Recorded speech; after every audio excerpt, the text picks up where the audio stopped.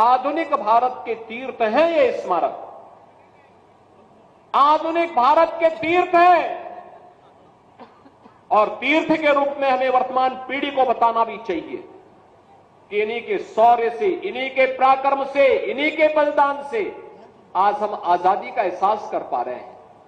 आजादी का एहसास इस रूप में अपने अनुरूप विकास की योजनाएं बना पा रहे हैं। समाज के हर एक तबके के लिए नई नई योजनाएं बन पा रही है।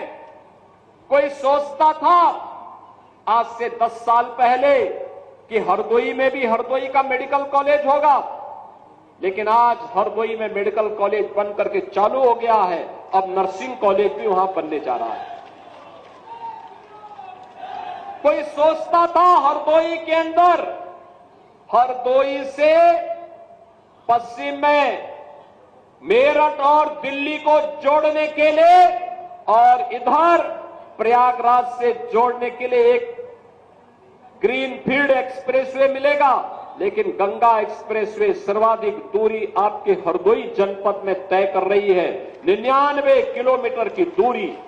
याद करना, हरदोई से दूरी दिल्ली की दूरी को भी कम करेगी और साथ साथ प्रयागराज की दूरी को भी और काशी की दूरी को भी कम करने में सहायक होगी। विकास के नए नए कार्यक्रम आगे बढ़ेंगे, नए निवेश आएंगे।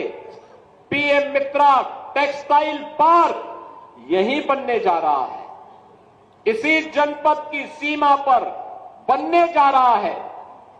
पीएम मित्रा टेक्सटाइल पार्क का मतलब लाखों नौजवानों के लिए नौकरी और रोजगार की सुविधा आप ही के जनपद में प्राप्त होगी। वैसे भी मैं मलावा का टेक्सटाइल देख रहा था, कितना शानदार यहां की कारीगरी है, कितना शानदार तरीके से यहां की बुनकरी है और कितना अच्छा कपड़ा का कार्य यहां पे होता है।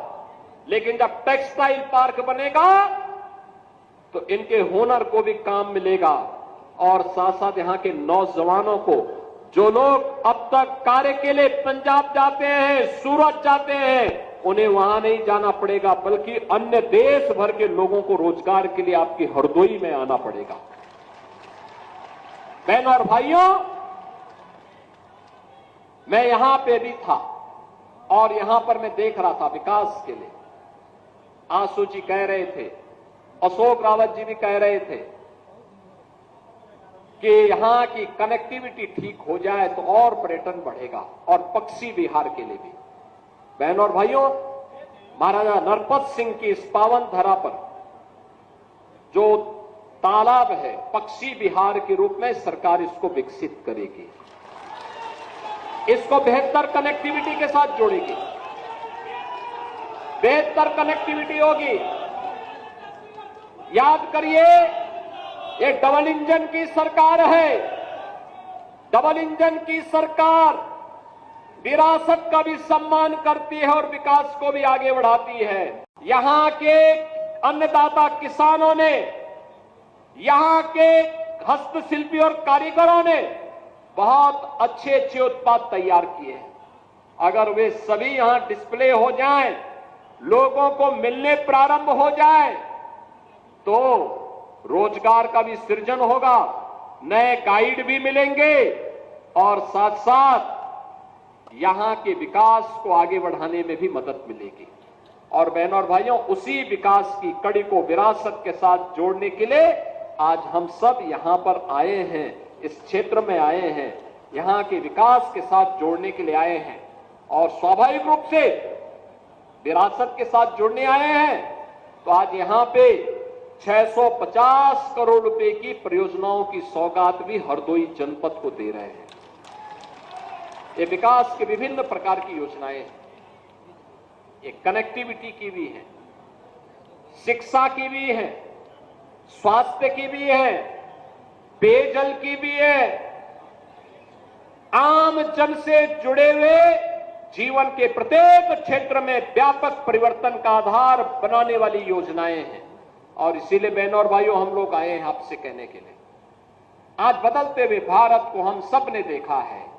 एक नया भारत प्रधानमंत्री मोदी जी के नेतृत्व में आज हम सबको दिखाई देता है। एक भारत है, श्रेष्ठ भारत है। एक भारत श्रेष्ठ भारत के दर्शन हो रहे हैं। एक भारत श्रेष्ठ भारत इसलिए क्योंकि पिछले 10 वर्ष में भारत दुनिया की एक महाशक्ति के रूप में स्थापित हुआ है। आपने देखा होगा भारत 5वीं बड़ी अर्थव्यवस्था बन गया है और अगले 2 वर्ष में भारत दुनिया की 3री बड़ी अर्थव्यवस्था बनेगा। 3री बड़ी अर्थव्यवस्था का मतलब भारत से बड़ी केवल 2 ही अर्थव्यवस्था तब रहेगी, एक अमेरिका की और दूसरा चीन की, और तीसरा भारत होगा। आप याद करिए, हर भारतवासी के लिए गौरव का क्षण होना चाहिए।